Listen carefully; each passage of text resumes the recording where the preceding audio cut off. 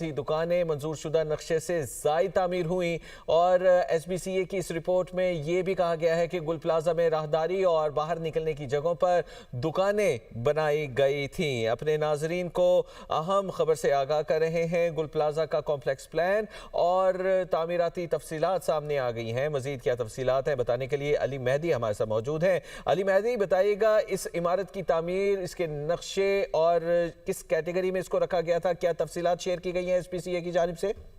सानिया, गुल प्लाजा के बाद जो है सिंध बिल्डिंग कंट्रोल अथॉरिटी की जानिब से एक गुल प्लाजा का कॉम्प्लेक्स प्लान और तामीराती तफसीलात सामने आ गई हैं। गुल प्लाजा की इमारत 1980 की दहाई में तामीर की गई थी। सिंध बिल्डिंग कंट्रोल अथॉरिटी 1998 में गुल प्लाजा की इमारत में इजाफी मंजिल की तामीर की गई थी।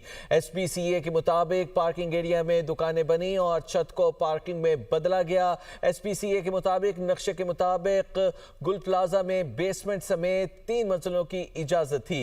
SBCA नक्शे के मुताबिक 1021 दुकानों की तामीर की इजाजत थी और नक्शे के बरखिलाफ गुल प्लाजा में 1200 दुकानें तामीर की गई थी और गुल प्लाजा में 179 दुकानें मंजूर शुदा नक्शे से ज़ायद तामीर हुई और SBCA की इस रिपोर्ट में ये भी कहा गया है कि गुल प्लाजा में राहदारी और बाहर निकलने की जगहों पर दुकानें बनाई गई थीं। अपने नाजरीन को अहम खबर से आगाह कर रहे हैं। गुल प्लाजा का कॉम्प्लेक्स प्लान और तामीराती तफसीलात सामने आ गई हैं। मजीद क्या तफसीलात हैं बताने के लिए अली मेहदी हमारे साथ मौजूद हैं। अली मेहदी, बताइएगा इस इमारत की तामीर, इसके नक्शे और किस कैटेगरी में इसको रखा गया था, क्या तफसीलात शेयर की गई हैं SBCA की जानिब से?